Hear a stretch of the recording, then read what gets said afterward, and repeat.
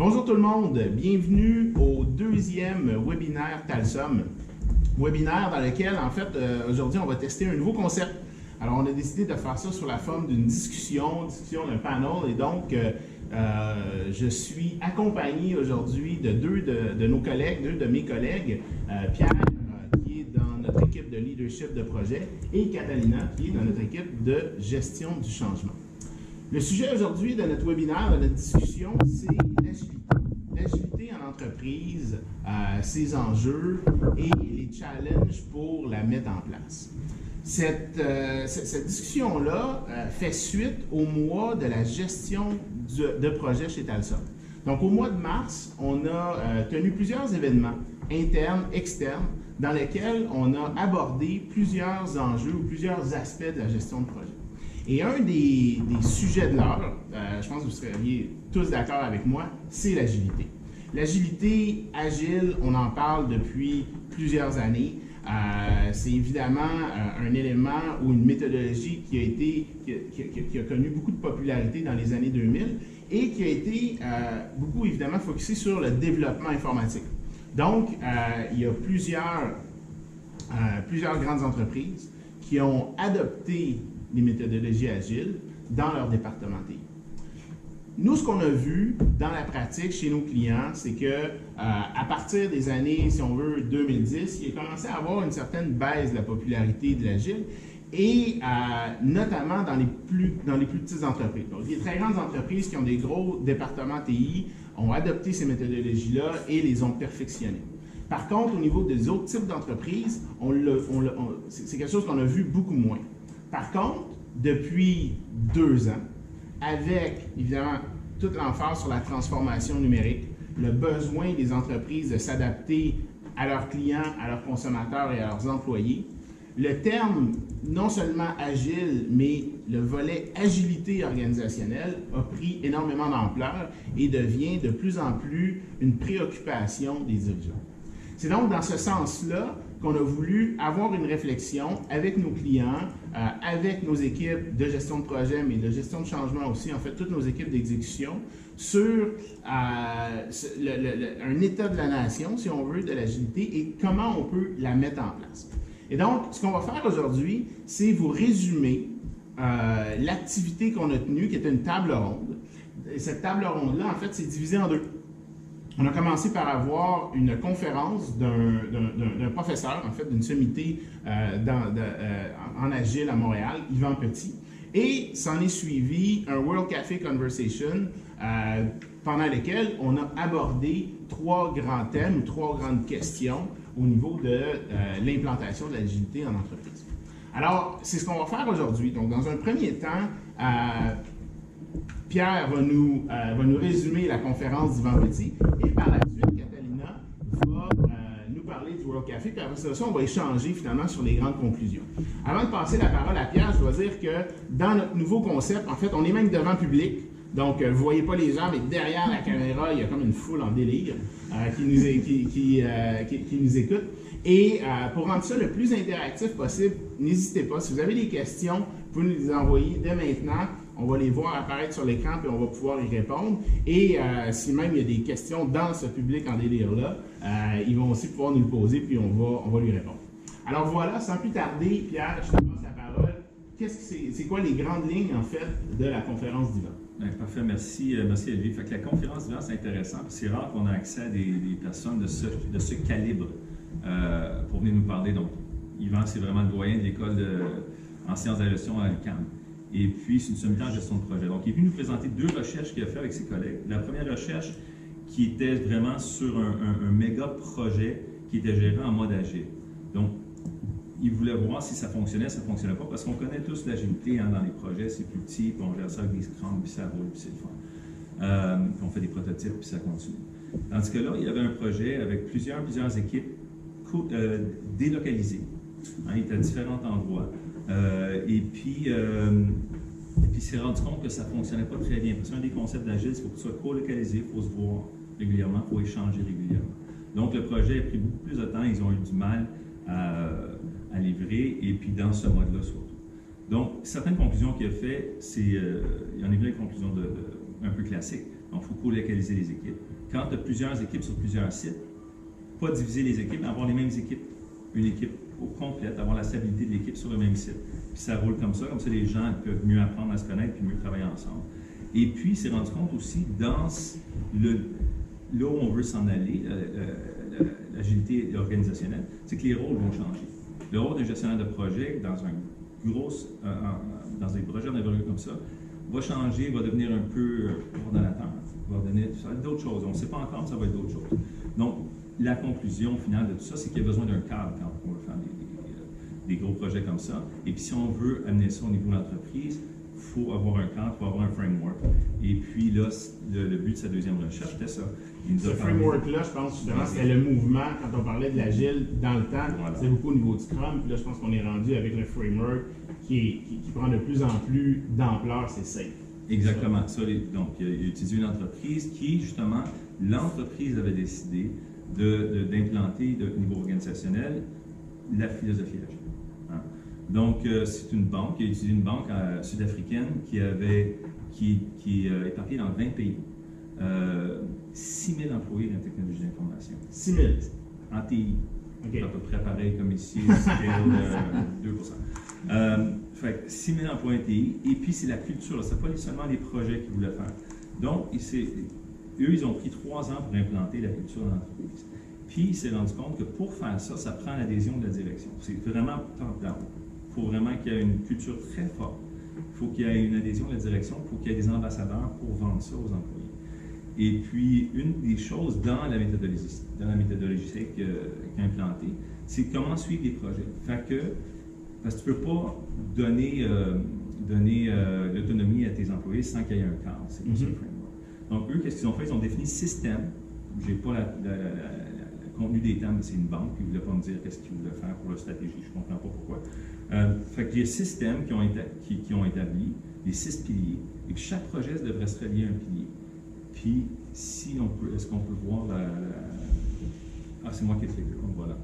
Puis, je sais pas. Merci. Tu vois? Voilà. Donc, ici, on voit le War Room pour justement les projets. C'est très intéressant. Donc, chaque pilier, chaque projet doit se rattacher à un pilier. Si ce n'est pas là, si ce n'est pas dans les 6 piliers, ce n'est pas un projet, ça n'existe pas, on ne le fait pas. Chaque pilier a une couleur. Vous voyez plusieurs couleurs. Puis là, sur le mur, ce qu'on voit là, c'est leur salle leur War Room pour les coordonnateurs. Chaque colonne, c'est un sprint. Puis dans chaque colonne, il y a des couleurs, il y a des projets. Puis à un coup d'œil, les trentaines de coordonnateurs qu'il y a là, ils peuvent savoir si dans un sprint, il y a trop d'un projet ou trop de l'autre. On n'est pas obligé d'y penser. Il y a trop de roses. Fait que là, on sait que s'il y a trop de roses, l'entreprise qui est agile maintenant, que les départements sont agiles, tout le monde, le bateau va pencher d'un côté seulement. Fait que là, ils répartissent ces choses-là comme ça. Et ça leur a pris 3 ans, être capable d'arriver à ça. Être capable d'arriver à ça, que ce soit dans la culture d'entreprise, que les gens adhèrent à tout ça, et que les gens adhèrent très bien à ça. Comme tu sais, les gens aiment ça, avoir du empowerment, avoir du pouvoir sur la décision. Parce qu'une fois que le projet est accepté, c'est vraiment les équipes qui livrent. Donc, ça prend un détachement de la direction. La direction dit « OK, je vous fais confiance, allez-y. Okay. » Eux, ils ont fait ça en mettant des grades. Bronze, argent, A. Donc, pas parce que tu as une équipe qui était automatiquement autonome. Il fallait que tu réussisses ta médaille de bronze. Okay. Après ça, tu rencontres certains autres critères qui vont t'amener à l'argent. Puis après ça, quand tu es un super gars agile, tu peux avoir ta médaille d'or. Du coup, là, tu as toute la latitude que tu as besoin pour faire ton projet. Et donc, Yvan a fait, si je comprends bien, Yvan a fait son analyse, si on veut, sa thèse à partir de ce cas-là qu'il a étudié, de cette banque-là. C'est quoi les conclusions qui sont ressorties en fait de ça? En fait, il a relevé 3 grands défis que les entreprises auront avec lesquels les entreprises auront composé. Donc, il faut vraiment se concentrer sur le leadership et la culture, ça vient de là. Le deuxième défi, ça va être le ralliement à la cause, à la culture des employés, parce que tu pars d'une structure qui est standard, comme on connaît tous, à une culture complètement différente. Et puis après ça, la structure organisationnelle, il faut la revoir. Les finances, ce ne sera pas pareil, les TI ne sera pas pareil. Ça, c'est les 3 grandes questions auxquelles il faut répondre. Okay. On va implanter Super. Voilà. Et ça a été en fait les 3 un peu piliers de base qui ont mis la table pour le World Café Conversation puis les échanges qui ont eu lieu. Donc, avant d'aller de l'avant et de parler, en fait, de ces questions-là qui ont été débattues pendant un petit peu plus d'une heure, ce serait bien, Catalina, si tu nous expliquais un peu c'est quoi un World Café Conversation. C'est peut-être pas tout le monde, en fait, qui est cette approche d'idéation de brainstorm. Merci, Olivier. Donc, effectivement, le World Café, la méthodologie du World Café est née en Californie dans les années 95.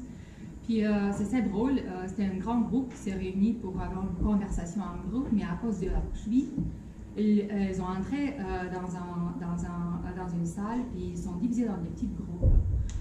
Puisqu'ils ont remarqué qu'à la fin de ces discussions de groupe, ils se réunissaient ensemble pour faire des échanges. Ils ont observé que les idées sortaient d'ordinaire, étaient vraiment des idées innovantes. Okay. Donc, d'ici est parti les conversations World Café Conversations.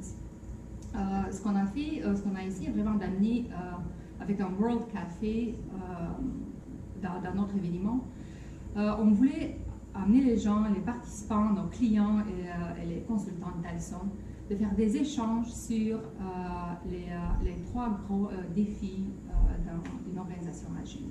Okay.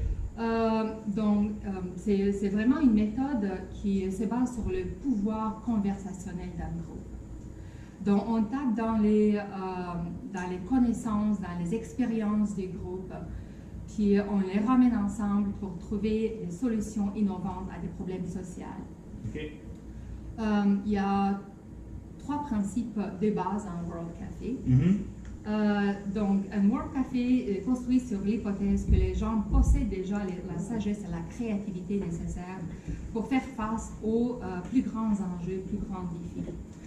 Donc, parfois, on cherche des réponses ailleurs, parfois, on cherche des réponses aux consultants, mais c'est vraiment à travers notre propre expérience qu'on peut trouver ces réponses. Puis, quand on met les gens dans une salle, puis ils ont l'opportunité d'échanger leur propre expérience, c'est de là que la créativité ressort. La deuxième hypothèse, comme je disais, c'est on a les réponses. Les réponses sont dans nous-mêmes. Puis, nous sommes plus sages ensemble que nous-mêmes. Et parlons un peu du déroulement. Comment ça fonctionne un World Café, la logistique, si on veut?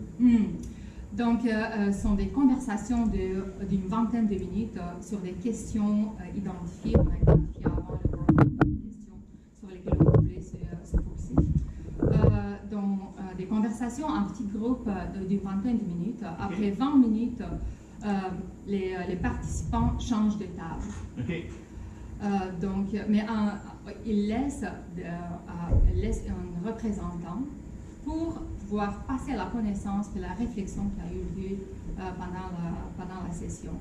Puis en même temps, il prend des notes. Okay. Donc c'est comme ça qu'on va chercher la connaissance finalement, puis l'échange à travers l'ensemble du groupe. C'est que chaque personne va changer de table, puis parler en fait de la même question que le groupe précédent est en train de discuter, puis ils vont voir les conclusions auxquelles ils sont arrivés. Oui, on avance dans le questionnement du plus large au plus concret. Okay.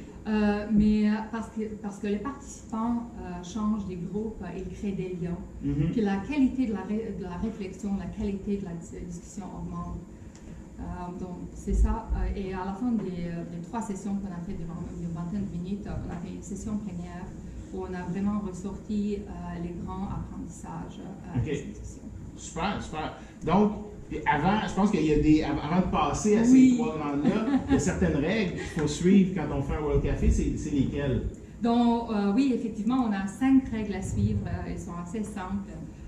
Donc, premièrement, partagez vos pensées.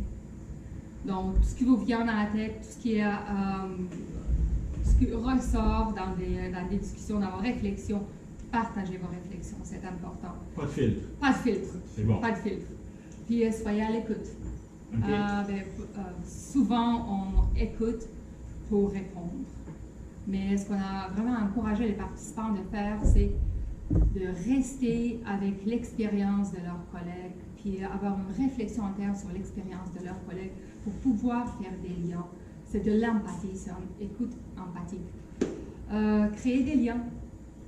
Créer des liens avec ce que les autres disent. Puis prenez des notes.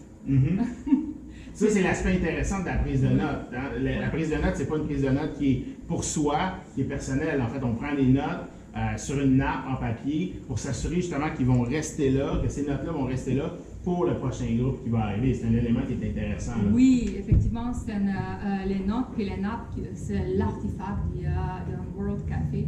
Puis sont les connaissances collectives qui ressortent de ces discussions, qui sont captées dans ces nappes, sur ces nappes. Puis finalement, amusez-vous. Puis on a essayé vraiment de créer un entourage de café avec une musique française. Y avait-tu des croissants? Oui, on a des croissants et de des café. croissants, c'est cool, effectivement. Good, super intéressant. Et donc, ce qu'on disait, c'est qu'effectivement, il y a eu des grandes conclusions, ou en fait, il y a des grandes questions qui ont été abordées pendant ce World Café-là. Et les 3 grandes questions étaient, premièrement, imaginez votre entreprise agile, comment la voyez-vous? Ensuite de ça, à quelles questions l'agilité vous permettra-t-elle de répondre? Et finalement, quelles sont les premières étapes à considérer lors d'une transition agile? Et donc, je me répète un peu, mais ces conversations-là, pendant le World Café, on avait des membres de l'équipe, on avait des clients aussi qui étaient de différentes industries, de différentes entreprises, de différentes tailles. Ce qui est justement super intéressant d'avoir ces discussions-là. Et donc, si on passe à la première question, puis qu'on plonge dans cette première question-là, ça a été quoi qui est ressorti? Quelles ont été les grandes conclusions? Si on commence par toi, Pierre, ou en fait, un des deux, là, qui veut commencer. À la question, imaginez votre entreprise, comment la voyez-vous? Qu'est-ce qui est ressorti du groupe? Avant qu'on se lance dans les résultats de la discussion, le but de cette question était de faire rêver les gens. OK. Vraiment de les amener dans un monde où il n'y a pas de filtre, il n'y a pas de contraintes, et rêver une entreprise idéale. C'est intéressant que c'est à partir de cette question-là qu'on a vu vraiment une énergie se créer dans la salle et une base. Okay. Puis ça a été, franchement, parfois a été difficile d'interrompre les gens. Une fois parti, il y avait des bases, il y avait des discussions avec l'énergie en tout temps. Une fois parti, le défi, c'est quand tu es un peu cartésien, quelqu'un te dit rêve. Ouais. Ça peut prendre quelques minutes. Oui, mais une fois que les jeux ont commencé à circuler, ça allait bien. C'est vrai que c'est très intéressant pour tout le monde. Ouais. Puis qu'est-ce qui est ressorti? Voilà. Donc, une fois que cette discussion-là a été, que les gens finalement sont rentrés dans le jeu, sont rentrés dans la dynamique, qu'est-ce qui est ressorti au final comme élément de réponse à qu'est-ce que les gens voient, comment ils voient leur entreprise agile? C'est l'innovation. Il y avait une entreprise innovante, une entreprise ouverte au marché, une entreprise flexible. Donc, il y a vraiment beaucoup, le thème d'innovation est ressorti beaucoup. OK. Fait qu'une entreprise qui est capable d'innover, qui se donne les moyens d'innover, en fait. Avec une direction très forte. OK. Surprenant, mais une direction très forte parce que, comme je disais tantôt, c'est compliqué de gérer un paquet de créatifs tout d'un coup. Il faut que tu gardes le focus, il faut que tu gardes la vision de l'entreprise, il faut que tu gardes les grands thèmes comme ils avaient fait en Afrique du Sud. Okay. Ça aussi, c'est ressorti parce qu'il y avait parmi nos clients, il y avait des dirigeants, des choses comme ça. Puis c'est vrai que ça sortait ça parce que c'est vrai, c'est très bien de donner le pouvoir aux gens, mais il faut que ça aille tout dans la même direction. Ça aussi, c'est un autre point qui est sorti. La structure d'entreprise aussi, ça a sorti. Il faudrait revoir, repenser toute cette structure-là qui s'adapte au mouvement des employés puis à aux aspirations des employés pour chaque projet qui arrive. Donc, au niveau de structure, c'est vraiment de revoir les fonctions, de revoir les silos. C'est un peu tout ça? Oui, c'est un peu tout ça. Je pense, les silos, je pense que ça ne fait plus partie de l'équation. Hein. OK. Ça ne fait plus du tout partie de l'équation dans une entreprise. Dans notre World Café. Hein. Okay. Ça s'applique. Donc, ce que les gens disaient, nous, ce qu'on voudrait, c'est faire sauter les silos, faire sauter les fonctions, permettre aux gens d'être capables de bouger peut-être d'une fonction à l'autre au fil de leur carrière. Oui. Que les employés se sentent comme ils ont du pouvoir et qu'ils ont de la latitude. Exactement. Ça a ressorti très fort l'aspect d'autonomie. OK. Puis de pouvoir décisionnel dans les équipes. OK. Puis le pouvoir décisionnel individuel aussi. OK. L'autonomie, le niveau d'autonomie d'équipe versus les décisions exécutives qui se prennent pour donner de la direction à l'entreprise. Donc, ce que les gens disaient, c'est une fois qu'on nous donne la direction, qu'on dit on veut s'en aller par là, bien, une fois que ça c'est fait, donnez-nous finalement, laissez-nous aller et on va s'organiser les uns avec les autres pour être en mesure d'atteindre cette cible-là.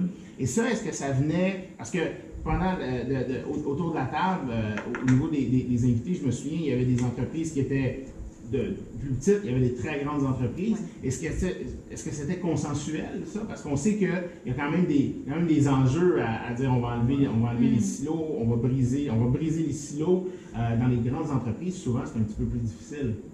Donc, c'était-tu consensuel, ça? Assez, oui. Assez. On avait même des C-levels, on avait des vice-présidents qui étaient autour de la table, puis dans des entreprises qui sont un peu plus traditionnelles.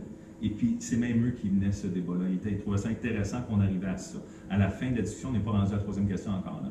Mais à la fin, ils étaient là, puis tu voyais que ça avait réveillé quelque chose, puis qu'il fallait qu'on fasse quelque chose de différent parce que ta force de travail change, le marché change, tout change. Tu ne peux pas rester pareil. Ils savent pas comment. Donc, ça, c'est une bonne façon. OK. Donc, ce volet-là, puis comme tu le disais, donc la première question, c'était vraiment pour ouvrir l'esprit des gens et dire, OK, projetons-nous dans le futur. Quand on parle d'agile, quand on parle d'une entreprise agile, qu'est-ce que ça veut dire? Et donc là, la deuxième question par la suite, vous êtes allé un petit peu plus précis. Et là, c'était, à quelle question l'agilité vous permettra-t-elle de répondre? Comment faire face à la réactivité des marchés? Les marchés qui changent tout le temps. Comment faire face à ton workforce, hein, tes employés, qui sont de plus en plus jeunes, qui ont d'autres aspirations que rester assis dans la même chaise et voir la même chose. Comment réorganiser mon entreprise pour pouvoir répondre à ces questions-là. C'est toutes des questions qui pensent aller trouver une réponse dans l'agilité organisationnelle. Après ça, c'est de l'implanter et puis de travailler là-dessus. C'est surtout ça, comment bouger assez rapidement, s'adapter au marché, s'adapter aux demandes changeantes quotidiennes de nos clients. Parce que les clients, eux autres aussi, sont pris dans le monde, dans la nouvelle mouvance de ce monde qui change à tous les 2 minutes. Fait que ça, dans la société, les gens qui étaient là, en tout cas, étaient conscients que le paradigme actuel ne fonctionne pas très bien. Fait que dans certains cas, pas partout, mais dans certains cas, il faudrait trouver une façon d'implanter l'agilité. Ça répond à ces questions. Grosso modo. Puis en plus, comment habiliter les gens dans l'entreprise pour pouvoir faire du agile? Non, c'est bien beau qu'on leur donne de l'autonomie, mais qu'est-ce qu'ils font avec cette autonomie? Est-ce qu'ils ont les habiletés nécessaires pour pouvoir gérer leur temps, gérer les objectifs avant eux? Donc, il y a les habiletés nécessaires sont différentes maintenant qu'il y a 10 ans ou 20 ans. Il y a beaucoup plus de focus sur la communication pour les leaderships, comment communiquer avec l'équipe, comment rallier l'équipe vers un objectif. Donc, ces aspects sont ressortis aussi dans la discussion. Donc, les gens voyaient l'agilité comme étant justement une réponse à cet environnement-là changeant, autant au niveau des clients, autant au niveau du volet externe que du volet interne d'une entreprise. Donc, de vraiment être capable de s'ajuster. Et puis aussi, c'est prouver, on n'est pas allé au bout de la recherche d'Yvan, mais c'est prouver que tu livres plus rapidement. Tu livres de façon plus rapidement, pas exactement on target, excuse l'expression, tout le temps, mais assez proche de la cible que ça vaut la peine de livrer plus rapidement. Donc, c'est prouver que le cycle est plus court. Quand tu maîtrises le chemin de blé, quand tu maîtrises l'agilité, ça a été prouvé, la documentation là-dessus. Ils pensent à ça aussi, bien sûr. Plus vite tu es au marché, le mieux c'est. Et c'est un élément qui est intéressant parce qu'effectivement, donc, on est capable de livrer des transformations ou des changements plus rapidement, mais en même temps avec moins de contrôle. Est-ce qu'il y a eu, justement, tu disais, il y avait des C-levels autour de la table, est-ce qu'il y a eu des gens qui ont dit oui, mais, ou de l'inconfort par rapport à ça? Parce que c'est bien beau de dire, puis je pense qu'on le voit tous des fois dans le contexte de nos mandats chez nos clients, c'est oui, OK, on voudrait aller plus vite, mais en même temps, je veux avoir le même niveau de rapport, je veux avoir le même niveau de contrôle. Mais là, à un moment donné, comme on dit, on ne peut pas avoir le beurre et l'argent du beurre. Est-ce que ça a été abordé, cet élément-là?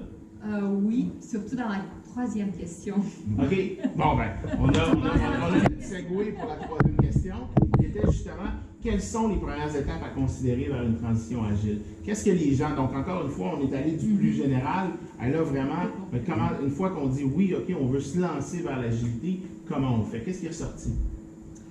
Donc, il y avait un peu d'historique sur cette question encore une fois. Il y avait comme deux parties à cette question. Il y avait la question générale qui était quelles sont les premières étapes, puis une sous-question, quelles sont vos premières étapes? OK. En tant qu'employé, en tant que vice-président, en tant que consultant, pour amener de l'agilité dans votre entreprise. Donc, si je comprends bien, la première question, c'est qu'est-ce que moi je peux faire personnellement pour ramener de l'agilité, pas nécessairement qu'est-ce que l'organisation doit faire. Super intéressant, qu'est-ce qui est ressorti de ça? Bien, pour les C-level, c'était un peu moins de contrôle. OK. Puis comment gérer l'ambiguïté sans vraiment devoir la contrôler. Donc, c'est un aspect qui était assez intéressant pour moi. Oui, absolument. Puis il y a ça, puis c'est rattaché surtout les grandes entreprises, il y a les actionnaires. Tu dis à ton actionnaire, non, c'est mes employés qui gèrent. Ça peut emmener un petit peu d'insécurité, un peu d'inconfort. C'est pas très bon dans le marché. Mais par contre, ils sont tous mis d'accord qu'il y a un changement de paradigme à appliquer. Okay. Si tu veux aller agile, il faut que tu changes de paradigme, il faut que tu prennes ta tête, tu la changes de place. Et puis, il faut, le reporting, il faut qu'il soit toujours là, c'est clair, parce qu'un CFO, c'est un CFO, un CIO, c'est un CIO, ça va toujours être pareil. Par contre, la façon dont ils reçoivent les informations peut être différente, la façon dont ils interprètent peut être différente. Fait qu'il y a tout ce travail-là qu'il faut qu'ils travaillent. C'est pour ça que je te dis, c'est vraiment la façon qu'on a vu, la façon qu'Yvan nous explique, c'est vraiment un top-down. Il faut que ça parte d'en haut. Si les dirigeants ne peuvent pas changer leur paradigme de gestion d'entreprise, ça ne marche pas. OK. Eux, il faut qu'ils soient prêts à laisser aller du pouvoir pour recevoir plus. Donc, ça devient, si je comprends bien, une décision stratégique dans ce cas. Ça ne peut pas être ça peut pas être juste un groupe, finalement. Ça peut peut-être, une fois que ça devient une décision stratégique, on peut tester, on peut faire des pilotes avec un groupe, mais par contre, il faut vraiment que ça parte top-down, qu'on se dise, nous, on s'en va vers l'agilité organisationnelle. Après ça, tu prends le temps. C'est pour ça que la Banque sud-africaine, ça fait 3 ans pour le faire. Okay. Ils ont vraiment commencé, puis ils ont bâti sur le succès. Parce que c'est comme dans n'importe quel projet, petit succès, un à la fois, on bâtit. OK. Mais compliqué. Fait que changement de paradigme, la culture d'entreprise, la vision, bien communiquer, avoir des ambassadeurs, c'est tout ce qui est sorti pour pouvoir réussir à faire ça. OK. Puis au niveau de la structure organisationnelle, parce qu'on disait tantôt, il y a une volonté, quand les gens imaginent une entreprise agile, ils la voient sans, peut-être sans avoir aucun silo, ils la voient, j'imagine, donc très horizontale. C'est quoi les éléments clés que les gens disent, ben, qu'est-ce que je peux faire au départ, en fait, pour être capable de m'en aller vers l'agilité? Parce que c'est pas le jour 1 qu'on dit, ben, il y a un peu de silo, c'est beaucoup plus une cible. Donc ça, est-ce que ça a été discuté? Oui. Moi, vas-y, on va dire la même chose probablement. L'improvisation, tu veux parler de l'improvisation? Non, on ne dira pas la même chose, vas-y alors. Okay. Donc, c'est intéressant, tu as absolument raison. On ne peut pas dire aujourd'hui, bien, on s'en va vers l'agilité, puis demain on est agile, ça prend du travail. Puis ça prend une autre structure organisationnelle, effectivement. Donc, ce qu'ils ont dit, c'est beaucoup de communication avec les autres équipes, au moins pour lancer l'idée, pour essayer de pratiquer l'agilité sans se rendre complètement agile. Okay. Puis il y avait un autre aspect intéressant qui est ressorti de ça en tant que leader, l'improvisation, le pouvoir d'improviser. Puis quand est-ce qu'on improvise, puis quand est-ce qu'on n'improvise pas. Puis on a le carré de sable. C'est ça, sont les barrières d'improvisation, les limites. OK. Donc, il faut au départ... Il faut délimiter bien le carré de sable. OK. C'est intéressant parce qu'encore une fois, on dirait qu'il y a vraiment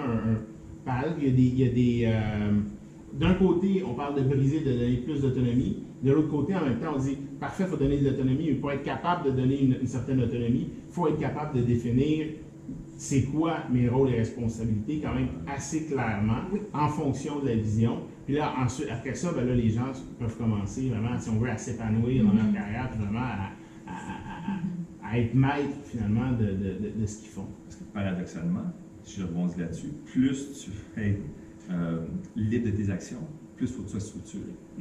C'est fou, hein? Mais c'est ça. Ouais. D'où les systèmes encore de la Banque sud-africaine. Nous autres, on regardait ça très simple. Bang, il y a 6 pions. Vous n'êtes pas là, vous n'êtes pas là. Puis là-dedans, à l'intérieur, après ça, ils ont brisé les structures. Les finances, ça ne peut plus être géré comme c'était de façon conventionnelle. Tu ne peux pas donner au département de marketing son budget pour ses employés, ton département de IT, la même chose, parce que les employés vont faire tout. OK. Ouais. Fait que ça, c'est. Donc, on n'est pas allé jusqu'aux solutions, mais ils ont identifié certains éléments sur lesquels ils devraient travailler pour aller vers ça. OK. Et l'autre chose, c'est la tolérance aux risques et aux erreurs. Oui. Puis, on ne peut pas innover sans faire des erreurs. Mhm. On va avoir cette tolérance, mais aussi bien définir les limites de la tolérance. Absolument. Avec un Boeing, on s'attend. Oui, non, c'est ça. Mais ce que je trouve intéressant, c'est que ce que tu dis là, tu parles d'innovation. Et souvent, quand on pense à l'innovation, on va penser à des nouveaux produits, des nouveaux services. Mais pour moi, quand on parle de transformer une organisation et de la rendre plus agile, ben, ça devient pour moi de l'innovation dans les processus, dans l'innovation dans la manière de travailler. Et donc, oui, l'agilité peut permettre à une entreprise d'être plus innovante, mais en même temps, le chemin de se rendre là, justement, va faire ce changement de culture-là. Et il faut voir cette transformation-là comme une innovation à l'intérieur de l'entreprise. Je pense que ça, c'est un élément qui est important. Et par rapport à ça, pendant ce chemin-là, ou ce journey-là vers l'agilité, il faut se donner en tant qu'organisation la capacité à faire des erreurs, à reconnaître qu'on a fait des erreurs et à apprendre de ces erreurs-là, puis de s'ajuster avec le temps. C'est un apprentissage continu. Puis on est agile à l'interne, on est agile à l'externe aussi. Okay. Donc, et avoir un alignement à l'interne entre les équipes, un alignement avec l'objectif et la stratégie de l'entreprise, mais aussi un alignement avec l'environnement de l'entreprise. Donc c'est ça l'agilité. Je trouve ça intéressant parce que à travers les 10-15 dernières minutes, quand on a parlé du World Café Conversation, vous n'avez pas parlé, c'est pas une question piège, on n'a pas parlé de méthodologie. Et ça, c'est un élément qui est intéressant parce que souvent, on va toujours revenir aux métaux, mais ce qu'on voit quand on vient parler finalement d'agilité ou qu'on lance le sujet avec des dirigeants ou avec des gens, ils ne parlent pas nécessairement de la méthode. Ils parlent de la culture, ils parlent de comment est-ce qu'on fait pour amener les gens là-bas. Et donc, ça va vraiment au-delà des méthodologies. Et j'ai l'impression que l'agilité fait vraiment rêver les gens. Ça devient vraiment un objectif en se disant, ben, si on est capable de rendre notre entreprise agile, on va avoir atteint un but. Je trouve ça intéressant. Il n'y a comme pas nécessairement une question dans ce que je dis, mais je trouve ça vraiment intéressant qu'on s'est séparé du volet méthodologie, puis c'est vraiment plus une stratégie d'entreprise, un objectif à se donner, auquel les gens croient aussi en lui-même. Voilà. Bien dit. Good. Donc, ça a été très intéressant. Merci beaucoup d'avoir partagé avec nous les grandes conclusions de cette table ronde-là. Écoutez, merci à vous tous d'avoir été avec nous, de nous avoir écoutés aujourd'hui. Il y a d'autres tables rondes qu'on va organiser et donc il y aura d'autres webinaires dans les prochaines semaines parce qu'on va essayer justement de toujours venir résumer un peu qu'est-ce qui est ressorti de ce webinaire-là. Ensuite de ça, suivez-nous aussi. Talsom, on va être présent dans différents événements. Encore une fois, on a été à C2 l'année dernière. On va encore être à C2 très bientôt. On va commencer à sortir les activités qu'on va faire, plein de surprises qu'on va sortir et qu'on va vous annoncer. Donc, si jamais vous êtes dans l'environnement C2, venez nous voir. Et évidemment, notre alerte technologique qu'on a réussi qu'on a sorti encore une fois cette année. Si jamais ça vous intéresse d'aller le consulter, vous pouvez aller sur nos médias sociaux, vous pouvez aller sur notre site web et puis être capable de le downloader. Et là, on me fait signe, encore une fois, c'est la première fois qu'on presse ce format-là. On a des questions qu'il faut que j'aille voir. Alors, première question, on remarque que beaucoup d'organisations ont un vif intérêt pour l'agilité. Selon vous, qu'est-ce qui pourrait expliquer cet engouement-là? On parle beaucoup du VUCA World, d'un monde qui change rapidement. OK. Puis moi, je pense que ça amène de la réflexion avec les organisations. On ne peut pas continuer à travailler de la même façon qu'on a travaillé jusqu'à maintenant. On ne peut pas essayer de contrôler le tout parce que le monde autour de l'entreprise nous dit qu'il faut s'adapter beaucoup plus vite. OK. Donc, comme je disais, au lieu de faire la gestion du changement, le changement devient l'ADN de l'entreprise. Ça fait partie de l'ADN. On veut éliminer le besoin en gestion de changement. Non. Question piège. Non. Mais c'est une évolution. Je disais au début, on parlait beaucoup d'agilité au début des années 2000, ça a comme arrêté 2010. C'est un peu la mode, tu sais. Moi, je fais du agile. Ouais. Puis là, on dirait qu'on est en train de briser le plafond de verre, on s'en va vers d'autres choses. C'est vraiment vers aussi. Ça, c'est un outil. Là, on implante une structure organisationnelle, on implante une philosophie, c'est autre chose. C'est intéressant ce que tu dis par rapport à la mode. Tu sais. Moi, ce que j'avais beaucoup vu, c'est que effectivement, ça avait été une grosse mode dans les organisations. Puis à un moment donné, il y a eu un mouvement de recul parce que justement, les dirigeants ont dit ben moi j'ai besoin d'avoir encore mon contrôle. Il y a eu des histoires d'horreur, donc des projets qui n'ont pas nécessairement abouti. Et je pense que c'est ça qui a fait le recul. Est-ce que vous pensez que les organisations vont avoir appris finalement de cette première vague-là et pour ne pas refaire les mêmes erreurs quand on va s'en aller vers l'agilité organisationnelle? Puis pour moi, c'est vraiment deux choses complètement différentes. En fait, l'agile fait partie et un des piliers, mais l'agilité est beaucoup plus large. Pensez-vous qu'on va réussir à apprendre de nos erreurs pour une fois? Moi, je suis optimiste. Je pense que oui. Puis franchement, en même temps, c'est très difficile d'implanter des projets agiles dans un environnement rigide. OK. Puis parfois, c'est ça la grande erreur. On regarde l'agile en tant que méthode dans un environnement de projet.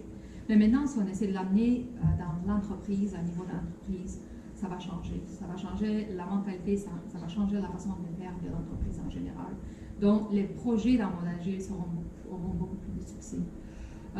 Puis, une des questions qui est ressortie dans notre discussion de World Café, c'était une entreprise agile fait le choix entre un projet agile ou waterfall. Okay. Elle peut se permettre de faire ce choix parce qu'elle est agile. Sa réponse agile, c'est de faire le choix. Ça c'est important. Oui. Ça, c'est vraiment, je pense qu'il y a un point qui est important parce que faut s'éloigner des dogmes, quelque part. Puis à un moment donné, il y a ces dogmes-là qui s'installent, ben, OK, on est une entreprise, tout se fait en agile. Non, pas nécessairement. Il y a un contexte qui doit se prêter à différents projets, à différentes transformations. Il faut être capable de reconnaître ce contexte-là et de mettre en place les bons outils, les bonnes méthodes pour répondre à ce contexte-là. Ça c'est un élément qui est important pour moi. Est-ce qu'il y a quelque chose d'autre à ajouter? Il y a une autre question qui est rentrée. Donc, dans les organisations agiles, les équipes sont davantage auto-organisées. Qu'est-ce que ça implique pour le rôle du gestionnaire de projet? On va donner la parole à Pierre. Il y aura toujours besoin d'un gestionnaire de projet. C'est le pied, donc je parle pour ma paroisse. Mais non, je pense que ça va changer. Et puis, comme je te disais tantôt, là, je n'ai pas étudié des temps d'années là-dessus, mais on va devenir plus des courroies de transmission. Plus qu'un gars qui remplit des échéanciers, des registres de changement. On va vraiment devenir des courroies de transmission. C'est un peu ce qu'on fait ici, d'ailleurs. On est leadership de projet, on n'est pas gestionnaire. Fait qu'on va amener l'équipe dans une direction, plus que vraiment s'occuper du bits and bytes quotidien. Je pense que c'est là que ça sent. J'espère que c'est là que ça sent. Un rôle de coach, un rôle de leader. Un rôle de coach, un leader, exactement. Une courroie de transmission vers la stratégie d'entreprise vers les équipes. En plus, les équipes sont comme ça maintenant. Ils sont partout. Il faut que tu sois capable de parler plusieurs langues. Tu sais. OK. Tu as plusieurs discours à tenir. Il faut que tout le monde comprenne. Fait que ça va être ça. J'espère mon rôle bientôt. Cool. Hey, merci beaucoup. Voilà. Merci beaucoup. Là, je pense que c'est vrai. On va terminer là-dessus. Encore une fois, merci beaucoup de nous avoir écoutés aujourd'hui. Suivez-nous sur nos médias sociaux pour nos prochaines activités. Donnez-nous du feedback, c'est super important. Comme je disais, on a testé un nouveau modèle aujourd'hui. Qu'est-ce que vous avez aimé? Qu'est-ce que vous avez moins aimé? Comment on peut s'améliorer? Parce qu'on va revenir et on veut constamment s'améliorer. Alors, bonne journée. Merci encore à tout le monde. Merci.